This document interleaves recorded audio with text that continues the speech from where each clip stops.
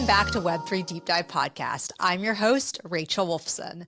I'm so excited for today's interview. Today, I'll be speaking with Violetta Zironi. She is an Italian musician, singer, songwriter, actress, just a complete talented artist all around. So super excited to be speaking with her today. We're going to be discussing NFTs, music NFTs, and specifically about how to inscribe music on the Bitcoin blockchain, which she recently did and recently auctioned off one of her songs for one entire Bitcoin, which is just incredible. So Violetta is going to tell us her journey into that. And I'm just super excited for you guys to hear about this. It's just a very, very interesting use case for the Bitcoin blockchain and ways for the traditional music industry to advance moving forward. Before getting started with today's interview, I'd also like to take the time to thank Edge and Node and House of Web3 for letting me film in this beautiful podcasting space here in San Francisco.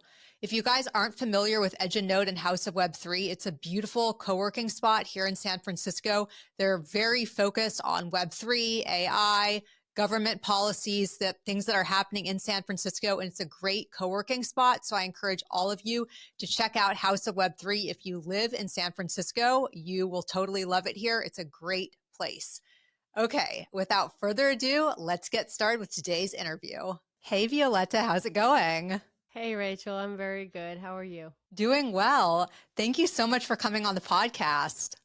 Thank you for having me. I'm very excited and honored, to be able to speak with you about everything. Yeah, well, you told me your story last week and I wrote about it, and I was so fascinated by your talent and what you're doing with the Bitcoin blockchain that I wanted to have you on the podcast today so you could tell, the world about it.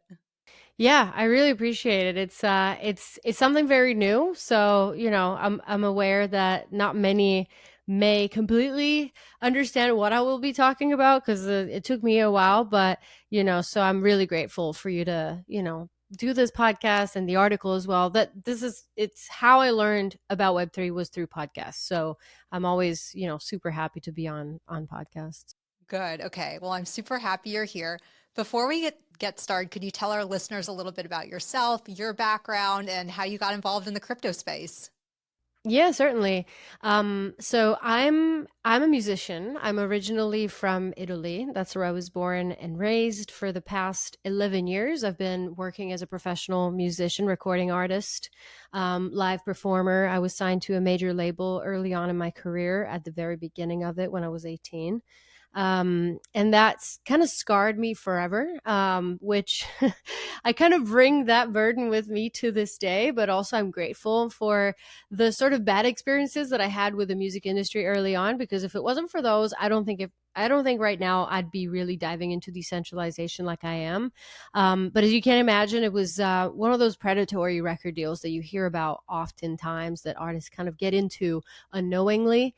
But thankfully, it was early in my career. I was able to get out of it and then continue to pursue my career as an independent fully until, in 2020, of course, we were all hit by COVID. And I realized that all the things that I was doing prior to COVID that were really providing an income for me, like performing live, co-writes, acting in movies, making music for movies, etc., required a lot of travel and in-person presence. I couldn't do that anymore. And the only thing I could rely on, which then turns out I couldn't, was streaming for my music. And I realized, oh my God, like people are consuming my music for free. I'm not making any money out of this, like ever, right? And so, I kept looking for a solution, and then eventually it was my mom who told me about Web3 and the possibility to put your music on the blockchain and sell it as NFTs.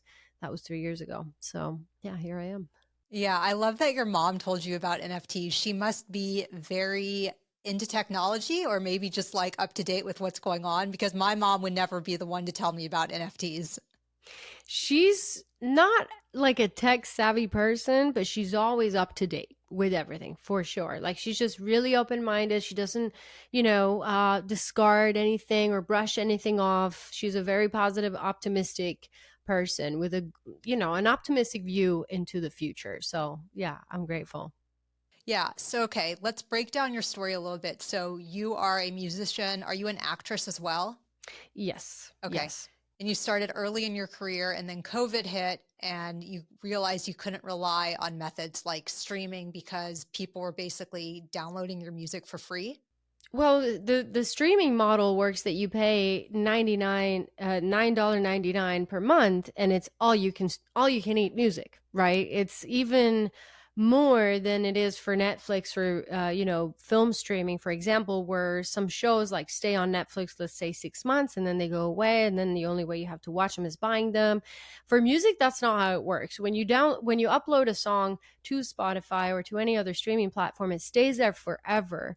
And so when you're paying $9.99 a month, you're basically like, yeah, you can consume anything forever for very, very little. We only get paid 0.003 cents per stream, which is what emerging artists really get paid, because the bigger you are, that's how the Spotify payout model works, a pro rata. It works that if you have more monthly listeners and more streams and more market share, you get paid more per stream. So Taylor Swift gets paid more than me per stream. So let's say you're paying, your $9 a month on Spotify and you're only listening to me, your money's not going to me. Right. So that's a broken system that is only benefiting big, big, big artists, record labels, Spotify, of course, and the streaming platforms, but not emerging artists or smaller ones, right? That maybe have smaller but tighter communities. So that's kind of what gets fixed when you start promoting your music and selling your music direct to consumer, peer to peer, even more so when you're using the blockchain, because you're really eliminating all the third party platforms that could tomorrow disappear. And then you don't know who your fans are, who your listeners are. So, yeah. Yeah, this is interesting. So when you first found out about NFTs from your mom, what did you do after that? Like, I want to hear your story from the very, very beginning before we get to the Bitcoin blockchain. So you find out about NFTs, then what happens next? Well, initially I was obviously skeptical, right? Because I was like, what? Like, what is this? I was not a techie person. I had a really old phone, really old computer, and I really wasn't into social media. Like, I was a songwriter, playing my guitar, writing songs, very traditional kind of style. Um, but I did hear about Snoop Dogg. That was creating a community with NFTs in the Web3 space. And people were starting to collect music like it was art. They were collecting digital art, like art on the internet, and music as well. So that intrigued me, because immediately I started thinking, okay, like maybe here I can build a smaller community, but that's tighter, stronger, that I can really have a relationship with, right? Like one on one, almost like artist collector for the visual art world, which is not really a kind of relationship that that you really see in the music industry. Is very much I'm on stage and perform, and we have this like detached relationship, whereas I was missing that part as well. Because another thing about streaming platforms, they don't give you any data on who consumes your music.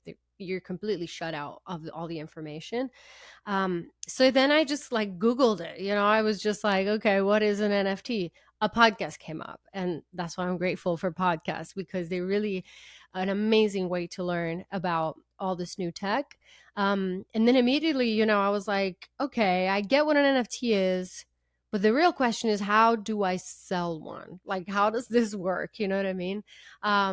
So yeah, I found out about Twitter Spaces and Discord, and the way I really built a community in Web3, it was performing on Twitter Spaces live. Wow. So for the first year of my Web3 journey, I literally spent 3,000 hours performing on Twitter Spaces. I'm not joking, I count. How do you perform on Twitter Spaces? You just have it on record and you're just on your guitar, and are you singing as well?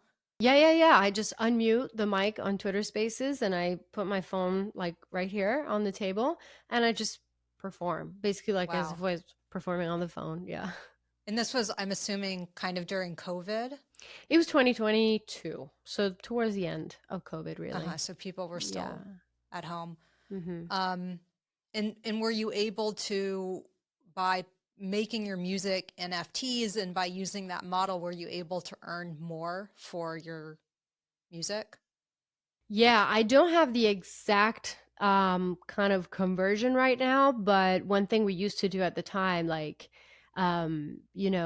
I sold one NFT for $100 and this is like 500,000 streams. You know what I Wow. mean? This kind of thing, right? Uh-huh. So yeah, it's definitely been life-changing, I'm finally able to not just survive, because before all the money I was making was reinvesting in my career. Now I can reinvest and also live like, a good life off of my music, which is very, very rare, and I'm very lucky to have found a way to make it work. But also people have been trading my music, so I think the most impressive thing is how when you own something, right? Because you can't own music now in the traditional like Web 2 world. You just like borrowing music, you're just streaming it. When you own something, then you can also sell it, right? So people have traded $2.5 million worth of my music on secondary, which is mind blowing to me to this day. So That is mind blowing. I want to get into how all of that works. But before we get into how all that works, I also want to say kind of early on into this interview that you're probably feeling really great right now because Bitcoin is at a new all-time high. As of today, I think it hit 76,500 something. And you recently sold one of your songs for 1 Bitcoin. Tell us about that. And you must be feeling great. I know that's the beauty of being early in crypto, right? Is that like if you can get a Bitcoin, the next day it could be a lot more, which is what happened. So yes, I'm super excited. I hope it stays like this because we know it's volatile, but I believe in Bitcoin strongly. So I'm not too worried. But yes, after almost 3 years of building community in Web3, I sold almost 10,000 music NFTs over the past 2.5 years and built quite a significant community. I decided to inscribe music on Bitcoin, which to me is like the ultimate way to be a decentralized artist. Like put your music on the most decentralized ledger that exists. Attach it to sound money, deflationary money. Music is so inflated. There's 100,000 songs uploaded to Spotify every day. So if I can attach my song to Bitcoin, then I'm fighting music inflation the same way Bitcoin's fighting monetary inflation. So I've been really focused on that for the past year and a half. And people, I guess, understood the value of that. There's only one copy of that song. And so yeah, we auctioned it and it closed at 1 BTC, which is What great. song is that? It's a song called No Ordinary Kind. And yeah, recorded and written by me, with the visual art that's attached to it is by my dad, who's a Disney illustrator. So Oh, the whole family's involved. that's so cool. Okay. So I want to listen to that song. Because when I wrote the article, I think I received a copy of like a little snippet of the art and the song. I need to go back and listen to it. Our listeners should listen to it as well. Feel free to sing a bit if you want, but you don't have to. Yeah. Well, can you maybe like, how does it go? How does the song sound? Lonely ever after, they said, won't be getting better, forget it. I'm a stranger chasing freedom and glory for my mind. I'm not crazy, baby, I'm just no ordinary kind. I love it. Thank you. It's like I'm getting a personal concert here. I'm sure our listeners like that. Thank you. Um, but how does it work? Like, how do you inscribe what you just sang? How do you take that and inscribe it onto the Bitcoin blockchain? Yeah. Well, step number one, record it, obviously, and I record it myself here in my home studio. Play the guitar, record it all kind of in one take. Then you create the file with your artwork if you want an artwork with it. Now it is complicated with music because the block space in each Bitcoin block that you can use to inscribe is limited to 4 MB. So if you inscribe a whole Bitcoin block, it's going to take up 4 MB, which is really, really expensive. It means you're mining an entire block to yourself. But 4 MB for a song is quite small for let's say a 2.5 minute song. So I was faced with multiple challenges. Compressing obviously a song down to 4 MB, but then even when I do, this is going to cost me like $30,000 to inscribe a song, which was not feasible to me.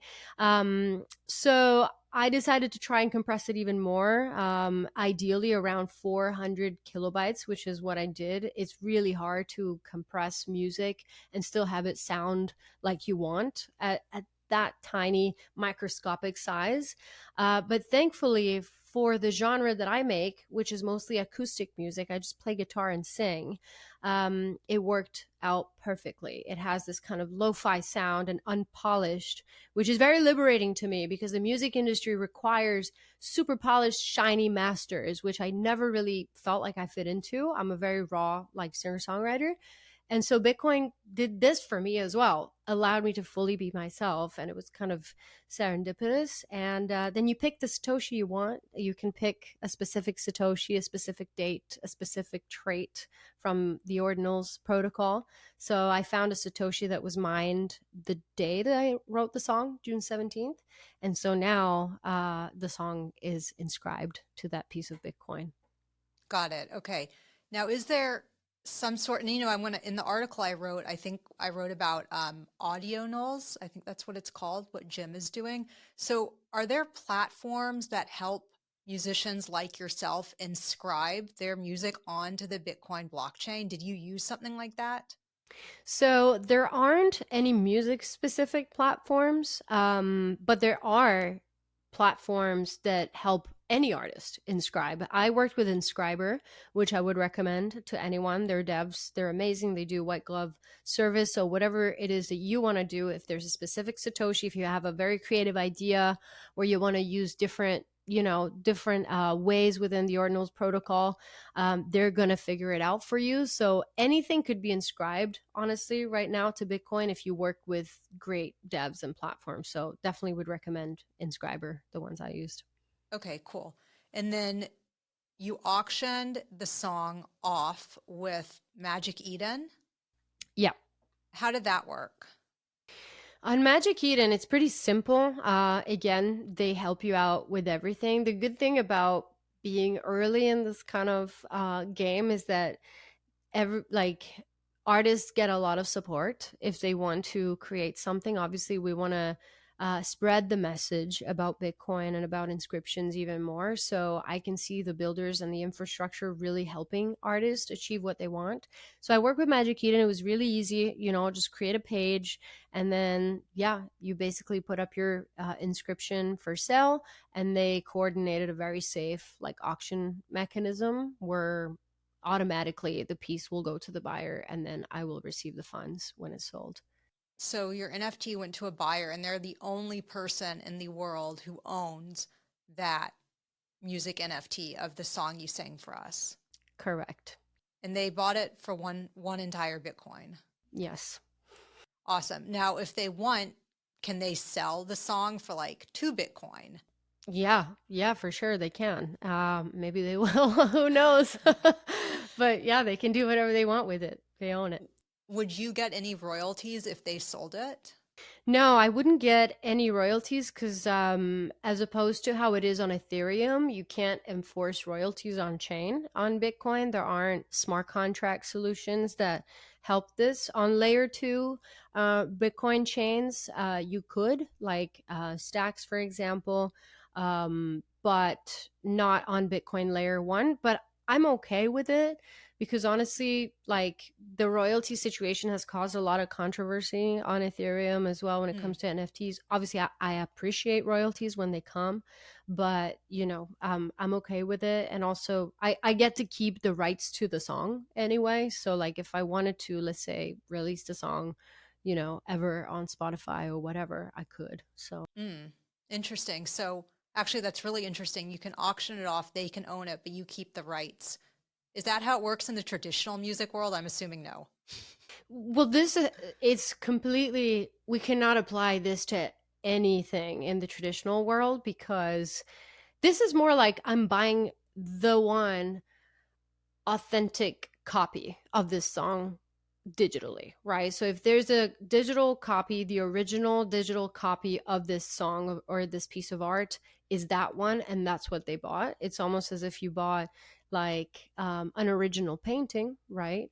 And so you buy the original from the artist, but then of course the artist can still print t-shirts, they can still use their design to promote themselves, right? So it's really the same thing. Mhm. Yeah, streaming, when you listen on streaming, you're not owning anything, you're not really selling anything, you're just like consuming. So Right. So do you have plans to release more music NFTs on the Bitcoin blockchain moving forward and to auction them off? definitely, yes, I've inscribed 4 other songs, so I have like a full EP on Bitcoin right now, which is pretty exciting. And they're all original songs with art. And there have been people approaching me, asking, what I'm going to do with the other ones, if they're for sale. Definitely people are interested, but it's I don't want to rush it. These songs are very important to me. They kind of tell my story in the past year and a half, really. And I've, they're really dear to me, and I've worked hard on like the inscription. I don't know, I'm kind of like attached to them, you know what I mean? So I want to find the right people. And yeah, I kind of want to curate how they get, distributed in the world. But Mhm. when the right person comes around, like, for sure. Yeah, no, that makes sense. Do you think that this is the future of music moving forward? I mean, the thing is, it sounds so complicated. I don't know how every musical artist in the world is going to be able to wrap their head around this, but it sounds so beneficial. So, what are your thoughts on that? I think I think music will be one of the biggest industries that will drive adoption to the blockchain in general, to the technology itself. I don't necessarily know if Bitcoin will be, the only one. Obviously, I used Ethereum a lot in the past. There's plenty of blockchains that provide very efficient solutions, very low cost solutions if you want to do mass production, mass distribution. But what I think Bitcoin Ordinals will do for music is they will provide a different avenue outside of like mass distribution of music and mass production, right? If an artist now wants to create unique artworks, like one of one, truly, truly scarce and rare, now they can with Bitcoin, and they can never be destroyed. So I think Bitcoin will play a huge part. And I do think the blockchain tech in general will change the music industry. It might take a longer time compared to like other things like visual art, for example, because music is like a really massive industry that's very profitable for people in the industry that work behind the scenes, not the artists. So it moves slow, and it's gonna kind of eliminate a lot of jobs that now are, very redundant if they all adopt the blockchain. So it's going to take a while, but I think it will be massive. Yeah. Yeah. And it's interesting that you inscribed on Bitcoin. I mean, that's a whole other topic. We can talk about Bitcoin versus inscribing on Ethereum. I mean, can you maybe like just touch on the differences there? Was it an easier process? Definitely inscribing on Bitcoin was a bit of a learning curve, but it's only because the protocol is really new. It was created by Casey Rodarmore early 2023, so it's not even 2 years old. And so we're still in the exploration phase where we're all trying to figure out how to do this and how to do this efficiently. Whereas with NFTs, now you have, thousands of platforms where you can literally for free create any NFT. But I do think that the learning curve and sort of the barrier to entry because of the tech complications and also the cost ensures scarcity and value. So, I mean, I don't necessarily think that maybe everyone who comes to Web3 for the first time, every musician should dive right into inscribing on Bitcoin, because it is a bit of a learning curve. But I think if you want it hard enough, you totally could do it, and you should. So Right. Just out of curiosity, was it an expensive process for you to inscribe your song on the Bitcoin blockchain? And if you want to answer that, feel free. If not, it's okay as well. But was it costly for you to do that? Yeah, yeah, it was for sure. It really depended on how the fees were of Bitcoin at that specific point in time. Um, I spent anywhere from like $600 for one song to almost $3,000 for another song across all my 5 songs. It really depended on where the fees were at that point. But yes, it is costly for such a very small file, and it's just one song. I think there are ways to do it cheaper. I personally wanted to go the specific route because I wanted to keep like one file. I didn't really want to split it up, so I had to pay for that as well. It was costly, but at the end of the day, it was worth it. And even if I hadn't sold the song for 1 Bitcoin, it would have been worth it to me because now that song is stored on Bitcoin forever and it's sort of out of my control whether I want to, take it down or not. It's uncensorable. So I think it's worth it to me, at least. Definitely. And I think that's another important aspect of all of this is that everything that gets put or inscribed on the Bitcoin blockchain or just any blockchain lives there forever. It's immutable, it's tamper proof, it just can't be destroyed. And so I think for an artist, that's so important. I mean, it's non-traditional, right? But it's like this is how your art and your music lives on forever. Absolutely, especially because we are so reliant on these third party platforms, centralized platforms, that if they were to disappear, all of our hard work would also disappear. And I can't live with that thought. It's just like how, you put so much work into your art or your product, and then all to see it maybe disappear because iTunes, Apple goes bankrupt, it would be a shame. So. Right. Or even like, especially with Instagram and TikTok, I've had my Instagram taken down more than a few times because I'm associated with cryptocurrency. So therefore, Instagram thinks I'm a criminal or something. So I just feel like for a musician, if they're putting music on social media, those platforms can take that away. And then what happens to your work? It's all gone. So I think also, do you use Farcaster? I've used it a few times, yeah. Yeah. So I think like the decentralized social media platforms are also really useful tools for artists and musicians and just people in general that don't want their content going away. Yeah, for sure. I see a big difference between like, content ultimately for a lot of people, for a lot of musicians, their content is just like a way to advertise themselves. It's a way to do promotion. Um, because again, like you're not really selling any product like directly on a social media platform as a musician. Whereas like if you can create NFTs or ordinals on Bitcoin, then you do have a real tangible, even though it's digital, product to sell, and that can never be taken down, right? So I think there's huge value there, and things like Farcaster as well extend that even more to where your content, even your like advertisement, cannot be taken down, which is great. Definitely, yeah. So you mentioned something interesting and it's not crypto related, but I wanted to ask you about it. You said that your music kind of tells the story of you and things happening in your life. Can you elaborate on that a little bit? I find it interesting. Yeah, so thank you for asking that, by the way. I don't often get questions about the art side of things because people are so interested in the tech. So I always appreciate Yeah. more, questions about the art. Yeah, I write from my experience. I take inspiration from the things that I do every day. Oftentimes, what happens is that I'll write a song kind of on a whim. It'll just come out, or maybe I'll work on it for a couple weeks and I'm following a lead, and then I finish the song and of course, I love it. I'm happy with it. I feel connected to it, but I don't necessarily feel like emotionally like, oh my God, I'm going through this thing right now. And this is what the song is about. It's more like a hypothetical. And then maybe 6 months go by, or a year, or 2 years sometimes.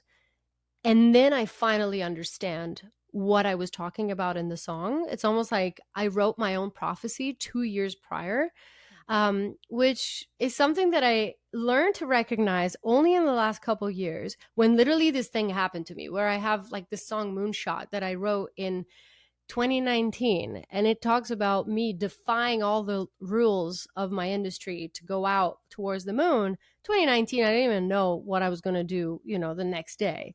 And then I was like, okay, like, so this is what art is. Like, you can only express certain very intimate, deep feelings through your art. Not even your head can put that concept into words or into thoughts. Only your art can express how you really feel deep down. And only 2 years later, you're going to be able to like recognize it. Interesting. Yeah. I mean, I feel like I can somewhat relate as a writer. And I used to actually be a creative writer before I got into tech. And then I started only writing about tech. But I used to write plays in high school and in college. So I feel like you can write things. And I remember free writing, just writing whatever you feel, whatever comes into your head.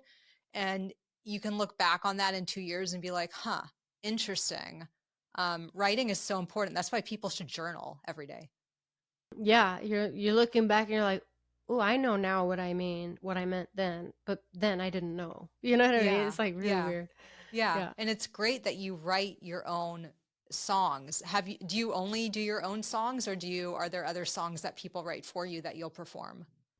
No, I write with other people sometimes. I have co-writers that I write with pretty regularly and collaborate with because we've just been doing it for such a long time, and almost like Paul McCartney, John Lennon kind of relationship. But yeah, I don't take other people's songs. Yeah, There's always something of my own in right.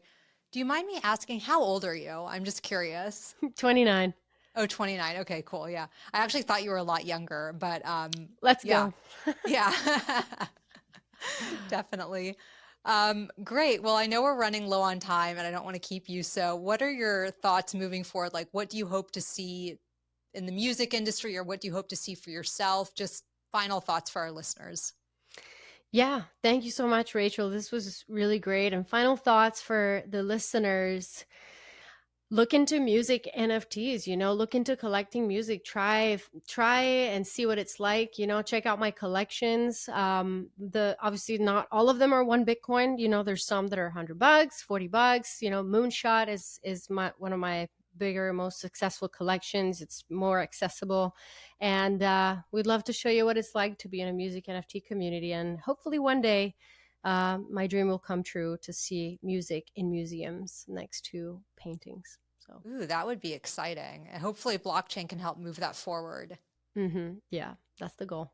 That's an interesting topic for me to explore. If our listeners want to get in touch with you or reach out to you, are you active on social media? Yes, all of them. If you're on X, Zironi Violetta, Violetta Zironi everywhere else, including my website, same name. So Violetta, what does your name mean? Is it Italian? it is Italian. Violetta simply means violet. That's Oh, yeah, the nice. flower. Yeah. Cool. Okay. Well, I think that's a good note to end the podcast on. And, it'd be great to have you back on to hear about your progress in the future. So thank you again for joining us. Thank you so much, Rachel. Thanks. Bye. Bye. Special thanks to 4Labs Digital for producing Web3 Deep Dive podcast. I'd also like to thank the sponsors behind Web3 Deep Dive. You can click the links in the show notes to learn more about each of the Web3 initiatives from these sponsors. Finally, thanks to the listeners for tuning in. Please be sure to subscribe, like, and share. I'll see you guys next time.